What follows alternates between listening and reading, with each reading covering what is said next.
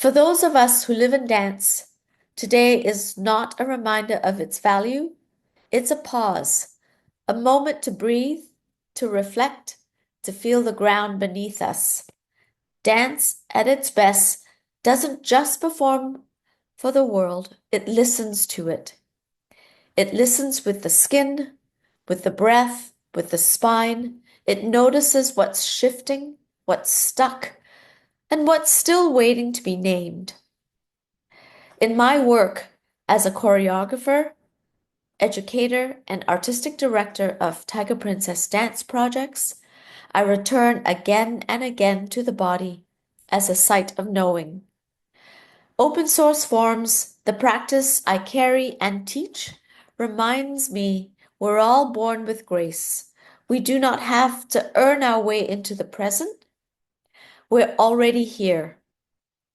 This August, as curator and artistic director of Dance Made in Canada, fait Canada Festival, I am honored to once again gather artists who are daring, tender, and awake to the world around them. Their works move through struggle, joy, resistance, and care, reminding us that dance isn't a luxury. It's how many of us come to understand ourselves and each other. It's not easy to keep going. Resources are limited, hours are long, and much of what sustains us happens behind the scenes.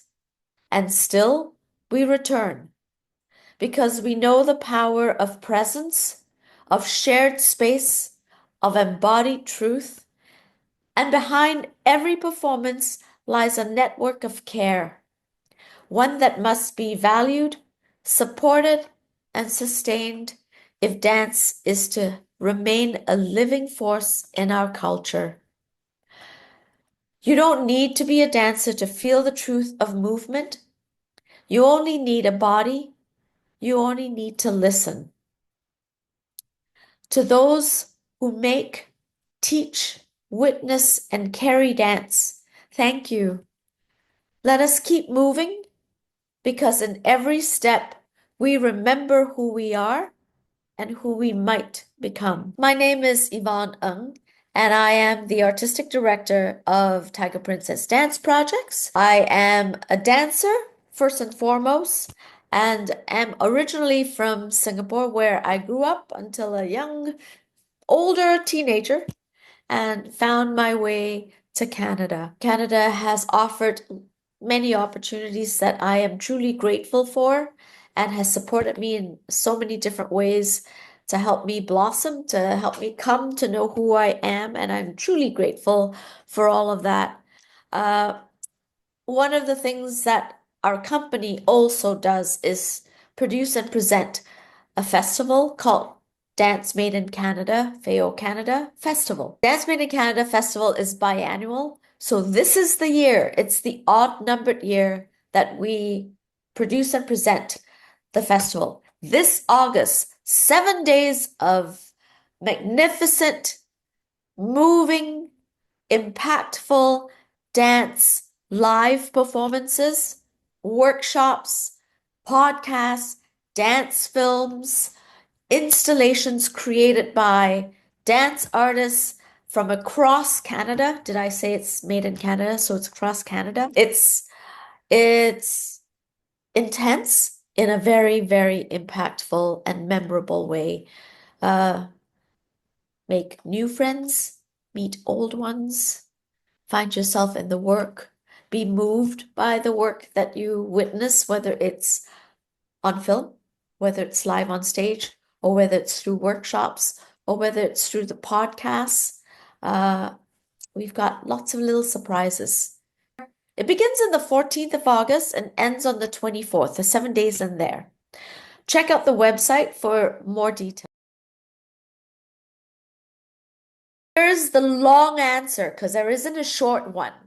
Grab a cup of tea and be ready. When I began my career, I really wanted to focus on the artistry of performance. And I decided that I wanted to produce a show. And be a part of a collaborative process with choreographers making work where I was one of the performers as well, and then produce a show.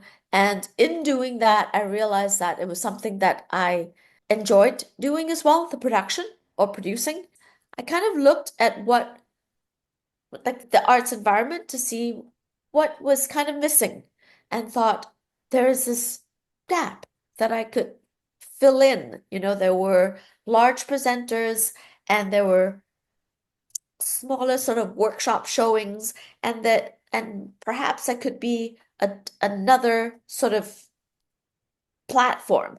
And that's really how that began. And I decided that I just invited a few friends, colleagues, friends, um, and said that I would produce them and present them and in a shared programming because I thought that having cross-pollination would be great. Sharing of audiences and sharing of art would also enrich the dialogue and the experience for not just audience members, but also the artists involved.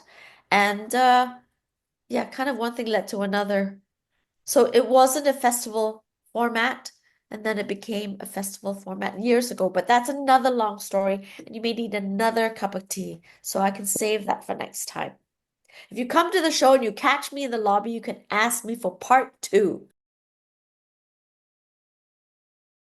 There are many ways that you can show your work. And it may not be that dream expectation, but there are many ways. And when we began, those existed.